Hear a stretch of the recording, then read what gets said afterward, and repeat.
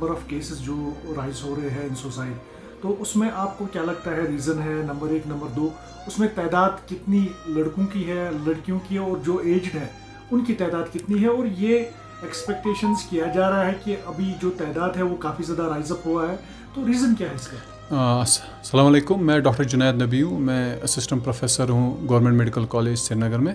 देखिए, जब हम सुसाइड की बात करते हैं, हाँ ज़रूरी है, ये देखा गया है कि काफ़ी बढ़ रहा है। ये पहले भी था मगर उतना मीडिया कवरेज नहीं मिल रहा था जितना अभी मिल रहा है।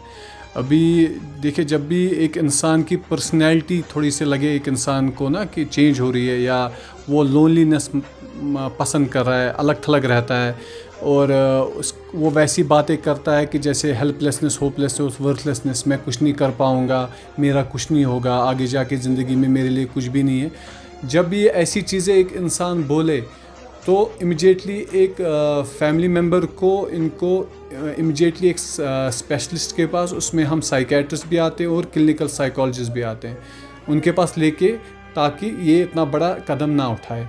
जब हम बात करें रीज़न्स, देखिए काफ़ी स्ट्रेस है। अगर हम बात करें, हर एक की ज़िंदगी में स्ट्रेस बहुत ज़्यादा है, मगर हर एक की पर्सनैलिटी अलग तरीके की होती है, कितना वो एक इंसान स्ट्रेस बर्दाश्त कर सकता है, तो उस पे भी वो बहुत ही बड़ा फैक्टर बन जाता है, जिसकी वजह से सुसाइड रेट्स बढ़ रही हैं। दूसरा है फाइनेंशियल इश्यूज़, डोमेस्टिक वायलेंस या रिलेशनशिप इश्यूज़।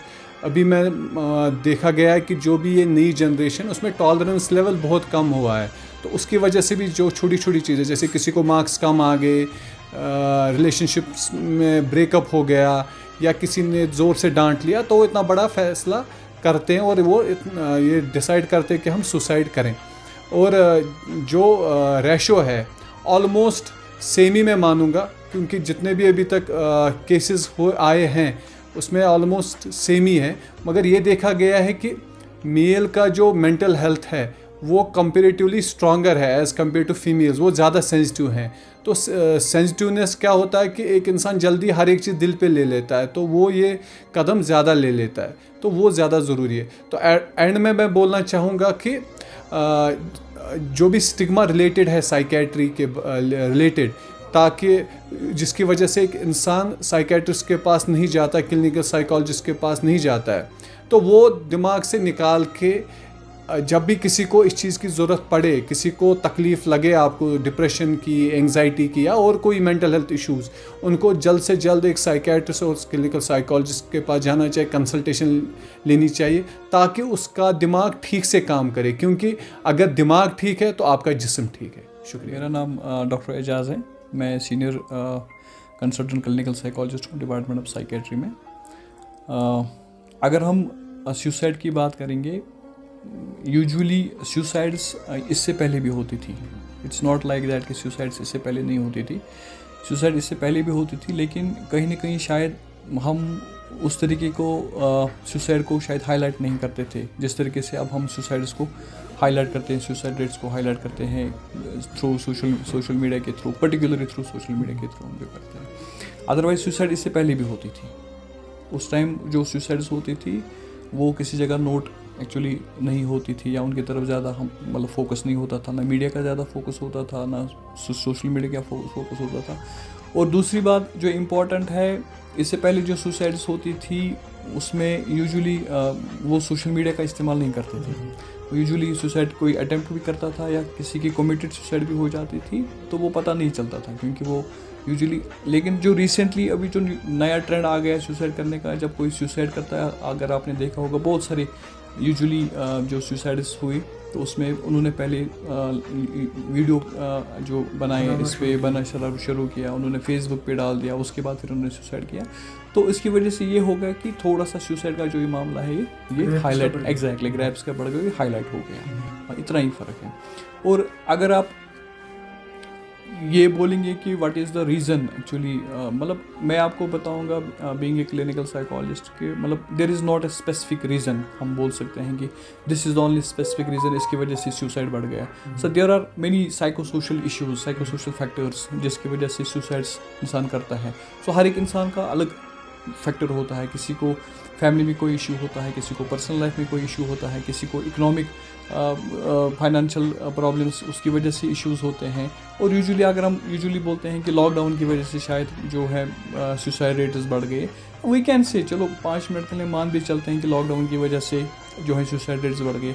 उसका कारण ये भी हम मान सकते हैं कि यूजुअली डोमेस्टिक वायलेंस जो है घरों में बढ़ गया, क्योंकि जो मेल्स थे जो निकलते घर से वो घर में ही होते थे, तो वो लोग फिर जो घर के बाकी मामला थे उनमें भी उनकी जो है मुदाखलत देना स्टार्ट किया एंड ऑल दैट, जिसकी वजह से कॉन्फ्लिक्ट्स हो गए, तो उसकी वजह से डोमेस्टिक वायलेंस स्टार्ट हो गया। So that is one of the reasons कि हम बोल सकते हैं कि फीमेल्स में शायद सुसाइड रेट इसलिए बढ़ गया। या इकोनॉमिक फाइनेंशियल कंडीशंस की अगर हम बात करेंगे, फाइनेंस भी मतलब जो लोगों में जो मतलब फाइनेंशियल क्राइसिस जो हो गए, उसकी वजह से वो जो अपनी उनकी डेली नीड्स होती थी वो फुलफ़िल नहीं कर पाए। So that can be one of the reasons कि उसकी वजह से भी लोगों में डिस्ट्रेस हो गया, डिप्रेशन आ गया और वो उसको कोप अप नहीं कर पाए। दे वेंट फॉर, उनको लगा कि they went for this option, suicide के ऑप्शन से। So there are another. या इसी तरह अगर फॉर एग्जांपल हम यूथ की बात करेंगे, यूथ में भी जैसे अगर हम बोलेंगे कि यूजुअली पेरेंट्स सुबह निकलता था, शाम को आता था, लेकिन अब जब पेरेंट घर पे ही बैठा, बच्चा भी घर पे ही बैठा, हर एक, तो एक सॉर्ट ऑफ वो इंटरफ्रेंसेस होना स्टार्ट हो गई यूजुअली फादर और इसके बीच। फादर पूछने लगा, फादर यूजुअली मतलब हर एक चीज़ में इंटरफेयर करने लगा। तो तैन उससे पहले ये होता था कि बच्चा यूजुअली वो सुबह निकलता था, शाम को आता था, फादर को पता नहीं होता था। उसमें अब क्या हो गया कि अब जब बच्चा घर में ही है, फादर भी घर में ही है, तो जाहिर सी बात है कि कॉन्फ्लिक्ट बढ़ जाता है, क्योंकि वो पूछने लगा, वो उसको अब मतलब पूछने लगा मतलब डिफरेंट। तो उसमें भी ये होते हैं, कुछ बच्चे ऐसे होते हैं ऑब्वियसली, मतलब वी हैव डिफरेंट पर्सनैलिटीज। आधे बच्चे बहुत ज़्यादा इम्पल्सिव होते हैं, जिनका जो बहुत शॉर्ट टेम्पर्ड होते हैं, जिनका मतलब टॉलरेंस जो है कम होता है, वो आउट ऑफ इम्पल्स जो है वो सुसाइड करते हैं। कितनी तादाद है कि मीडिया का इसमें थोड़ा सा 2 चीज़ें हैं। मीडिया का नेगेटिव रोल है, मैं बताऊंगा कैसे।